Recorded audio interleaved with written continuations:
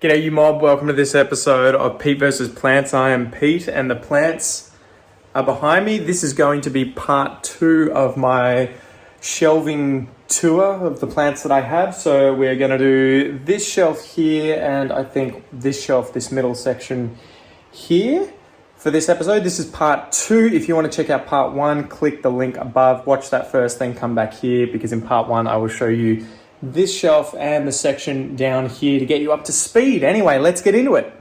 All right, so right up the top here, you can probably see that we have a philodendron micans or multiple philodendron micans in a pot. I'm just trying to grow these out and see how they go. They have been starting to get a bit leggy, if I do say so myself. And so I'm not sure if I'm going to chop it back and try and give it more light or just let it go and do its thing. We have a string of hearts here that has grown all the way to the floor. I previously propagated it. I think I literally chopped it to this point. I feel like it was only a few months ago. So this thing grows like a weed. It's just insane. But yeah, I am propagating those at the moment to try and make a fuller basket. Up here we have a lot of small plants, so a bunch of stuff out of TC and just, yeah, a whole motley crew of different plants. So I'll try and do this. It's sort of hard for me to get in there without pulling this off the shelf. I think we have on the side here, this is a Monstera and Albo Variegata one. We have a few different ferns here that I bought a while back. There's one over here and there's 2 in here and a tiny little syngonium that I'm still yet to do anything with. I wanted these to include in terrariums. So I don't really know the ferns very well. You can probably see the labels. Hopefully that helps. But yeah, forgive me for not knowing too much about them. At the back there, I have a Syndapsis argurius that I propagated. It's in leca. This one is a Trubii Moonlight that's in leca, looking pretty average. And it's been really slow to root. This was a dark Trubii that is also in leca. They have both survived, they've rooted, and they are growing just really slowly. These are some Monstera and monkey mask propagations that I took and I wanted to see how they would go in leca. This is an Aglionema pictum tricolor that has just been really ugly. I propagated this out a while back off the plant that I showed you in the previous video and just wanted to see how it would go. And you can see it has shot out a bunch of pups from the base, but is just, yeah, really slow to grow. This is a Philodendron gigas, so a bunch of cuttings again that I've chucked in leca and just wanted to see how they would go. Under this Thai constellation propagation, I have some Epipremnum pinnatum skeleton key propagations in here. Same thing, chuck them in the aeroponics unit, just see how they would go. We have a Florida Beauty here. I'm not sure if I can get to this leaf to show you. So that one's out of tissue culture. Wanted to see how that one would grow out. It's just in soil, as you can probably see. It's doing okay. This is a Monstera Stanleyana aurea variegated, and I got that, I think it was about $60, and I got that a while back, and I'm again rooting it and growing it in leca to see how it will go. This is a snake plant that I'm rooting in water, and it's finally taken. I ended up finding this at Bunnings and just asking them. I found it on the floor and just said, do you mind if I take this leaf? I think it's dying, so can I just take it and try and propagate it? And they were like, yeah, go for your life. These are, let's see if I can see, 2 Monstera Thai constellation propagations that came from chonks that, yeah, the leaves rotted off the chonks, the roots rotted off them, and I put them into a prop box and they both took. So yeah, highly variegated, and probably, yeah, for sale soon. I'm gonna get rid of those. I have my first ever Monstera obliqua, which I'm really proud of. This one seems to be just going absolutely crazy. It pushes out about 1 leaf every 3 weeks. And they size up so readily and it just looks stunning. I love how it gets these like stringy chewing gum looking fenestrations. They're just crazy. The tissue that marks the margins of these fenestrations is just nuts. So absolutely love this plant. We have, I think this was a cutting off this Monstera Adansonia variegata back here, and I put this through the aeroponic system and now have it in leca, and I'm just seeing how it goes. The one at the back there is in soil. These are Brantianum cuttings that came through the aeroponics unit as well, rooted really quickly, and so I chucked them into leca. A few of these rotted off, but by and large, they seem to be doing okay. And then behind are the other brandy cuttings that I took and chucked in water for comparison, and they are still rooting. They're taking forever to root.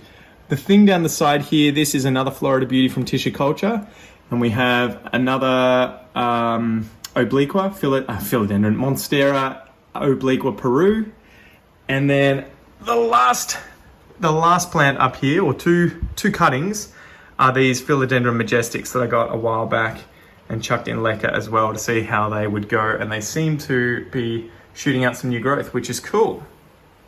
All right, so next shelf down. Okay, so at the back here you can see a Monstera aurea.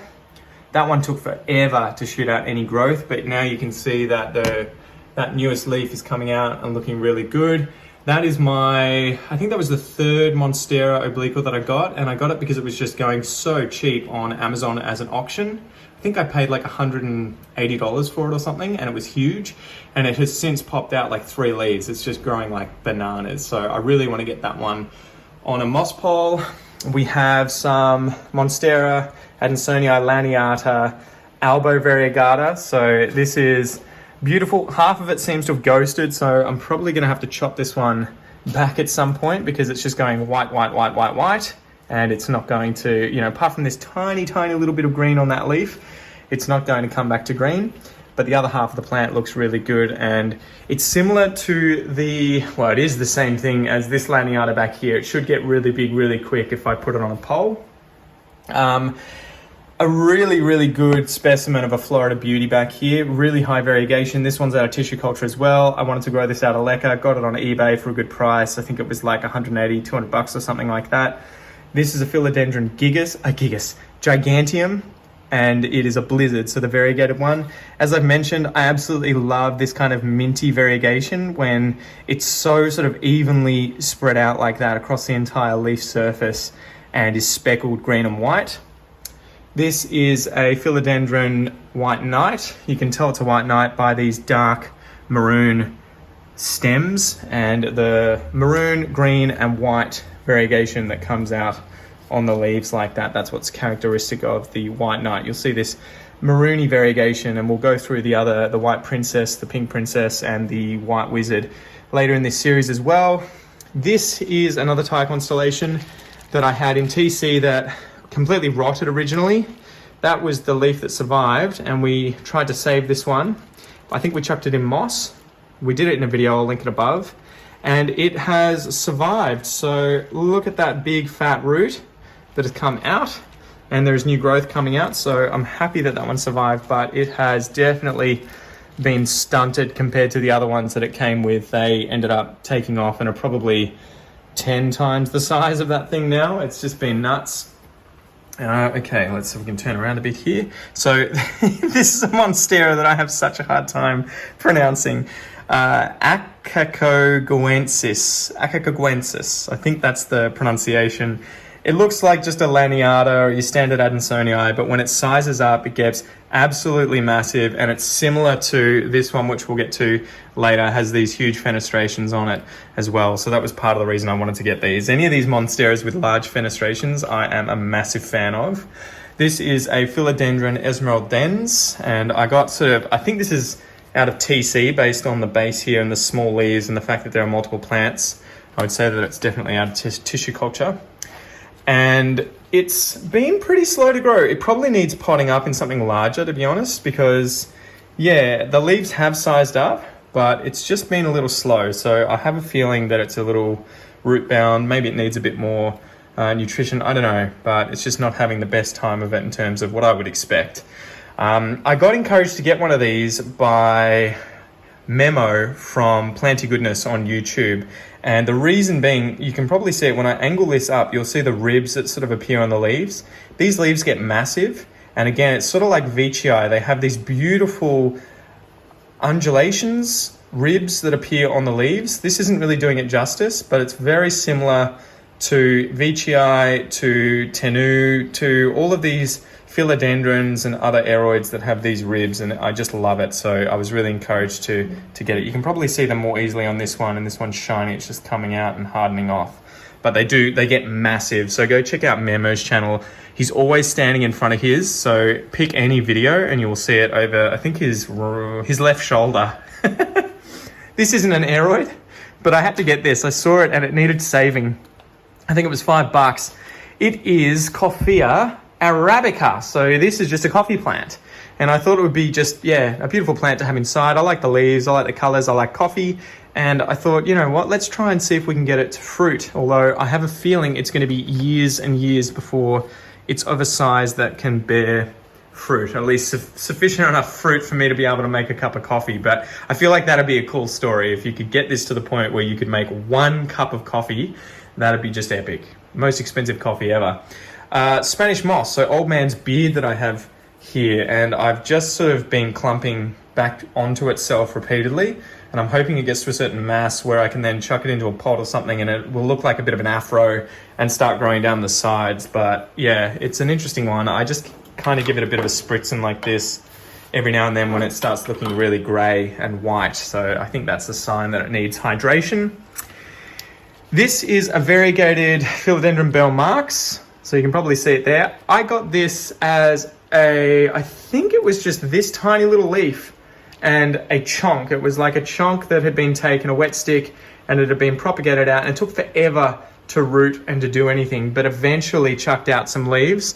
And the variegation's been pretty low, so I'm not really sure if it's reverting or if it's just, yeah, a low variegation form. I think it was like $40 for that chonk. I probably overpaid for it, but I was really keen to have one of these in the collection, and that was sort of, yeah, the cheapest one I could find at the time. These are the bases of the Brantianum plants that I ended up chopping up. I had these on a moss pole before I ended up taking all the leaves. I just chopped everything up, and I kept the bases and wanted to chuck them in leca and see how they would do. It looks like I need to fill this up, but they survived. I was expecting them to kind of cark it, to be honest. Oh, and the last thing in here, the thing that I did miss, this is a dark form gloriosum. I'll see if I can go around the side. It was actually quite expensive. I think I overpaid for this one as well, but this was about $300. It does need to be watered, and it grows out and looks beautiful. It doesn't look that amazing at the moment. I'm not sure if that's a bit of pest damage. It could be spider mites or something, though I sprayed it down, so it should be okay. But yeah, I've sort of bought this for when it will grow out and get large, like the gloriosum that I have down here. This is just a green one. So that's that shelf. All right. Down here, there are normally some more alocasias in leca here, but I found spider mites on them recently, and so they're getting the treatment, they're getting sprayed. There is an Alocasia michelitziana that has had a hissy fit, got rid of all of its leaves effectively, and is flowering as it's doing that, which has really kind of broken my heart. I was waiting for it to push out some new growth because, as you can probably see back there, I'm not sure how easy it is to see, it rooted really well in leca. It did a great job of it. So I was like, cool, it survived. The one next to it is a Samar Lance, a Sculprum. Sorry about the flashing. Same sort of story there. It started dying, so I chucked it in leca, and there are 2 plants in there that have shot out new leaves. If I come around this side, you might be able to see it a little better. So those are the new leaves that are coming out, looking great. We have my monstrosity of a Philodendron White Princess here that seems to be growing like a Bell Marks, where every single node activates and it just turns into a bush. So I think now it's got about 20 to 30 active growth points. When I last sort of counted through there, it's got loads. It's ridiculous. So I'm not really sure what to do with this thing because I wanted one that would grow up a pole, and this is not it. This is my only real propagation box with perlite. And I've got a bunch of things in there. I think dubia and some other epipremnum, cebu blues and stuff, but it's been there for months and I haven't done anything about it. I need to take them out and do something with them. I've got a pink princess in here. This one I got, I think it was about $80 when I got it. It had really nice variegation on it, which was the reason for grabbing it. But then a whole bunch of the leaves died off it. So I have a feeling, one, it's out of tissue culture, which isn't a problem in and of itself. And 2, the issue I think was that it was probably growing in very different conditions from what my conditions are, and the plant just didn't like it and had a hissy fit. And yeah, decided to drop loads of leaves. So I'm waiting for it to kind of recover. It's slowly shooting out new growth, which is cool. And yeah, hope it's gonna do well and shoot out more variegation for me. And very blocky variegation on this one. You can see this is a half moon. That one's almost a half moon. So yeah, and I'd almost prefer it didn't have any variegation and was just black like this. I really like these plants that have just the dark. I think it's kind of like the maroon pigment over the top of the green pigment that gives you this. And that's when it separates out, you see it look like that a little bit more. And this is overlapping a bit more, but when it's like 100% overlap, I think it gives you these dark leaves. This is a Syngonium Fantasy that I saw at Bunnings a while back and decided to grab and just see how I would go growing it out. The prices have kind of plummeted for these, so I don't think they're necessarily a good investment plant, but they are definitely beautiful. And then we have 3 Florida Ghosts here. So 2 of these came from the same person, and I am assuming they were cuttings from the same original plant. And these are the ones that shoot out these bright white leaves that stay white for ages. And they have these bright red petioles as well. I think the petioles stay bright red because they, like the leaves, don't have any chlorophyll growing in them for a long time. Whereas the one down here next to it, you will see, the most recent leaf is this one up here, and it's about as old as some of these leaves, but it is already developing chlorophyll and slowly turning green. And you will see the petiole is also sort of going an orangey brown color because I think that chlorophyll is getting in there and mixing with the red, the pink that is normally there. But these things grow pretty readily. I kind of really like them. I bought them to invest in and propagate, but I have a feeling that these are going to be a nightmare to propagate if they have just white leaves, because they're not going to be able to produce glucose or the different kinds of carbohydrates the plant needs to thrive whilst they have white leaves. So I'm sort of I'm still waiting for the very first leaf to come out in my care to actually turn green. So yeah, that's, I don't know, first world problems. Down the bottom here, I've got a bunch of prop boxes. And there's one underneath here. There is another one at the back there. I don't know what's in them. I need to go through them at some point and pull out whatever is there. Behind this giant constellation is a Philodendron adabapuens. This was a rescue. I think I cut it back. It was just a stump, to be honest. This leaf was the first one to come out. This tiny little leaf was the first one to come out. And then since then, everything else has. In fact, no, it wasn't a stump. It had this one leaf over this side, which is fugly as, right? So it's really faded and gross. That was there, but I ended up saving it. I think this was a rescue from Bunnings where it was marked down heavily in price because it was rotting. So I was proud to save that one. Inside this humidity dome box thing here is a bunch of anthuriums, and I think also some Alocasia black velvets. So this one over here, this large one, is a Veitchii. The one in front of it is a no ID that I just found in another plant. There's a few hybrids in there, Forgetii hybrids. And then the things over this side in perlite are all Alocasia black velvets that I have grown out of corms. Then we have down here, this is my little springtail farm. So I'll see if I can bring this guy up. I'm not sure if you'll be able to see them, but you might be able to see those white guys running around in there. See those little white dudes? Those are springtails. So these are kind of like little beneficial bugs that you can chuck into your soil, and they eat up all the detritus material that's dying, but they don't affect the plant as far as I know. So this is something that I found these, in fact, if I come over here, I found these growing or just living in the top of my Alocasia melo. So they were in the soil there, loads of them. And so obviously this soil had a lot of fertilizer or worm castings or whatever. And so I decided to take them out and put them in here. This is just potting soil, and I put in a bunch of just, what would you say, like offcuts of food, you know, bits of food for them to eat. They went moldy, and the springtails just eat everything, the food, the mold, the fungi, the rotting material in here. So I pretty much just leave this down here in a bit of shade so that they're not exposed to direct sunlight, and yeah, let them do their thing, get their numbers up. And what you can do if you find you've got loads of fungus gnats in a certain pot, these are kind of beneficial bugs that I think you can just add in to that pot, and they'll compete directly with the fungus gnats. So I would just take, you know, a bunch of teaspoons of this soil out with them in it and add them to your soil in that pot. So here's an interesting one. I'll pull this out and show you these guys.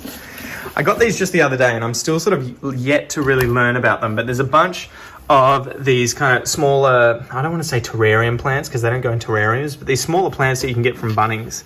And so I've got a bunch of Euphorbia that I kind of got sucked into getting, and it was just because they were like $9 or $10. So this is a Euphorbia trigona green. These are the ones that like turn into those cacti, and I think you can already see one pup or thing coming off the side here. It looks like it's coming off that side too. So I'm keen to grow these. They can turn into these really cool trees if you let them grow long enough in direct sunlight. Here is another Euphorbia. This is Pulvinata, and this one grows in a kind of circular dome shape and just sends out loads and loads and loads of pups. So I'm keen to kind of grow this in a large, shallow pot and just get it to turn into a nice dome. So I think that one's a really cool one. Another Euphorbia that I have is this one, which is a Euphorbia polygona. I think it's kind of similar to this one in growth pattern, where it will send out loads of pups at the base and again just kind of turn into a dome of spikes. So I thought I would grab these. I saw them come in and was like, wow, they're unique. They're kind of weird and they look like something I can probably chuck on my windowsill for now to just add a bit of color and yeah, watch them grow. Now, this one is a crassula. So what's this one called? Ivory Pagoda crassula. And again, it's one of these just weird kind of succulent plants that grows in a kind of dome shape, you know, sending up loads and loads of pups. And I just thought, again, just really cool. Wouldn't mind one of those. It kind of looks like some kind of weird food. This is a Pachypodium horrumbense. And again, just looks cool. I bet just looking at this thing, it's from Madagascar. Like, it just looks like one of these plants from Madagascar that has these woody stumps and spikes and these cool leaves on it. So again, I need to pot this up. It seems to be, I don't know, these leaves seem to be dying off. I'm not sure if that's natural or not, but maybe it needs a bit of water.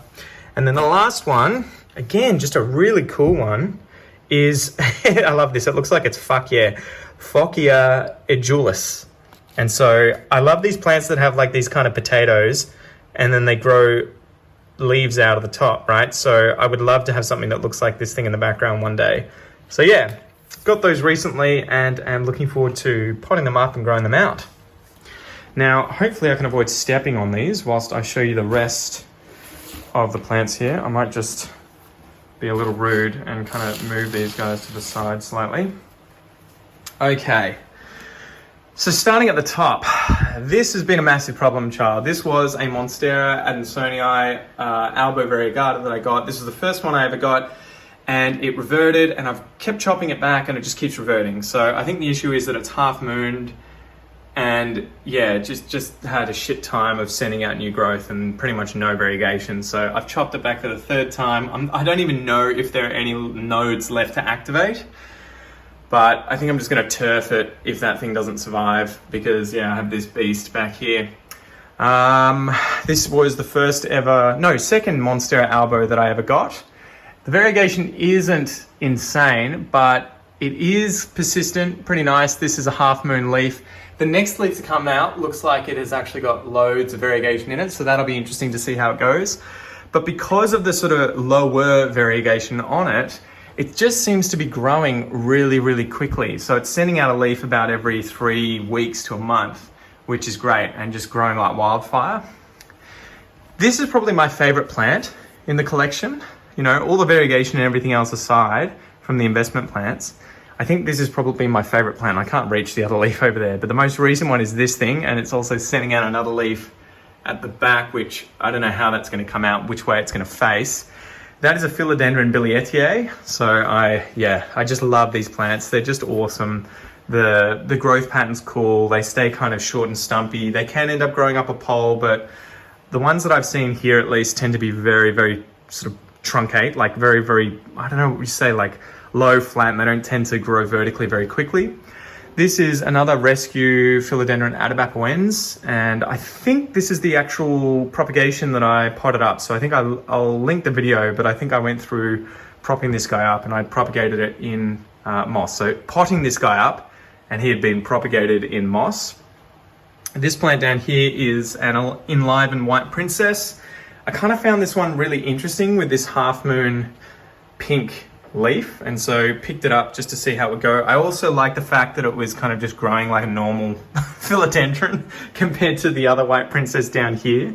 So this one seemed a lot more pole ready, but yeah, it does have this weird, I don't know, it's grown for a very long time by the looks of it with loads of leaves that have come off, so I'm not sure what the deal is with it, but I was just letting it grow out for a bit to see what will happen, and then hopefully chuck it on a pole. Again, I don't know where I'm going to put all these poles, but that was the plan. This is one of my other favorite plants. It is a Jose Buono, Philodendron Jose Buono. Some of these smaller leaves are finally kicking the bucket. I think the plant's just like, yeah, we don't need you, mate.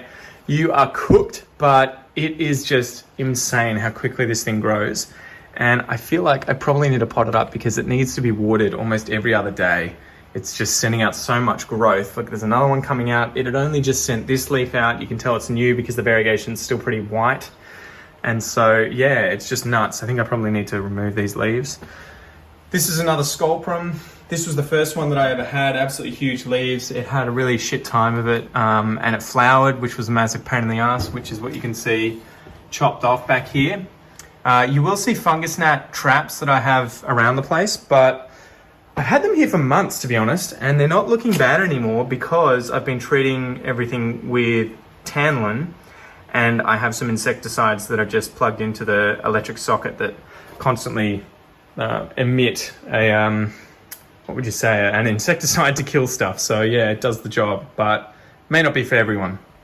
Next down we have my largest, again, I was about to say philodendron, Monstera esqueleto. So this one surprised the shit out of me. I originally got these two leaves. They weren't yellow. They've just started yellowing off. So I think it's just, you know, they're getting old. And it just spent forever rooting. And now the roots are covered in algae, but I can assure you it is pretty much just roots in that pot. And so eventually it pushed out a leaf, and this was the leaf that it gave me. So it had spent all that time developing a root system and then just absolutely crushed it with the size of this leaf. And there is another monster coming out now too, so I can't wait to see how that one goes, and chuck that one on a moss pole as well. That was the idea.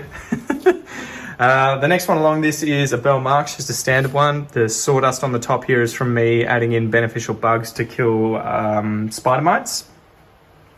This is my gloriosum. There are two in here. This is just the green form. I don't think many people really like this one. I don't mind it. I like the dark green, but the veination, I can see why people like the zebra ones because they just have these beautiful, very, very, very contrasted white veins that come out. But yeah, I'm not sure what the issue is though with this one. It has this damage up the top that I keep noticing, at least on this one leaf. And I thought it was spider mites, but I've kept an eye on it for so long and I've never seen any spider mites on it. So I'm not sure if they were just too small to see or if it was thrips or something else. I've treated it multiple times. It's had beneficial bugs. It doesn't seem to be getting worse, but yeah, I don't know. If you guys know what this is, feel free to comment down below. And yeah, tell me to freak out if it's thrips. Okay, this will be interesting to do with the humidifier here. Hopefully it doesn't fog up the camera. Down here I've got a bunch of Sculprum corms that have taken, 1, 2, 3 have sort of popped and taken off. One has a leaf that's come out, and I also have some Alocasia stingrays, so I'm just sort of growing those out. I might pop these up together. I've given away a few to friends just as Christmas presents, and yeah, otherwise I might sell some too. And we have another Raven ZZ. I ended up potting up everything. So I got one that was about this size originally. I think it was $50, and I chopped it up into 9 plants. I sold a couple of them, but then I just decided this is taking up too much space, so I've potted this one back together. So I don't know, hopefully that means I end up with a huge bush of Raven ZZ, because that's what I would ultimately like, but I'm not sure. I think I've probably done a good job because I have chopped up so many, so now they're all growing independently in the same pot. But if it grows like that anyway, I don't know, you guys tell me. Second last is this Thai constellation here. The tip cutting that I showed you earlier on over here, hiding behind some of these other plants, was taken from this plant, and I decided to behead it because it's just been a pain in the ass. This one has been so slow to do anything. It's well watered. It's got a very well established root system. Aerial roots have gone down into the pot. I've repotted it. It's fine. It's beautiful, but it just hadn't done anything. It hadn't shot out a leaf in like 6 months. So I'm just like, you know what? Screw you. I'm going to chop the top. And I think if I look around the side, I think it's already activated the next, yeah. I think if you can see, I'm not sure if you can see, can you see the lump here? That is a node that has popped. So I think that has sped it back up. Now lastly, this Monstera deliciosa albo small form is, I think, the same as this one here. They're probably from the same plant originally. And it may even be the same one as this one back here because they seem to have the same growth structure and everything. Very, very, very truncate, short internodal spacing down here, loads of aerial roots.